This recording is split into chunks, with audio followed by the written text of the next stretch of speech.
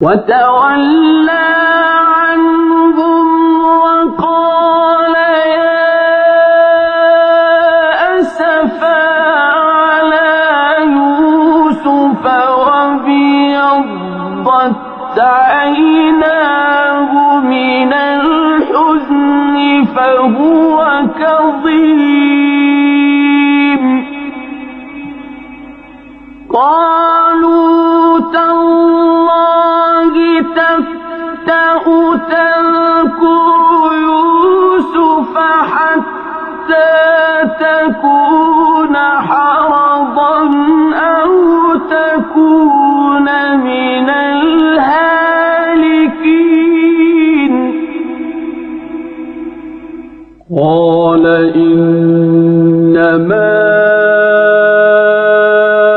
أشكو بثي وحزني إلى الله وأعلم من الله ما لا تعلمون يا بني اذهبوا فتحسسوا من يوسف وأخيه ولا تيأسوا من روح الله إنه لا ييأس من روح الله إلا القوم الكافرون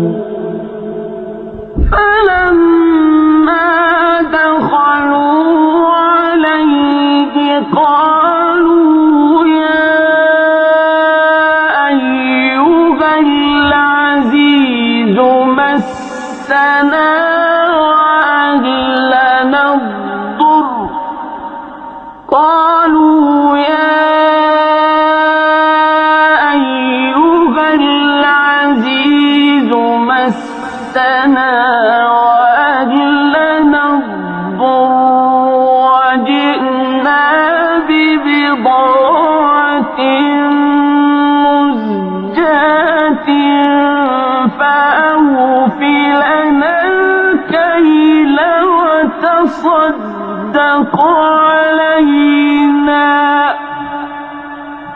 إن الله يجزي المتصدقين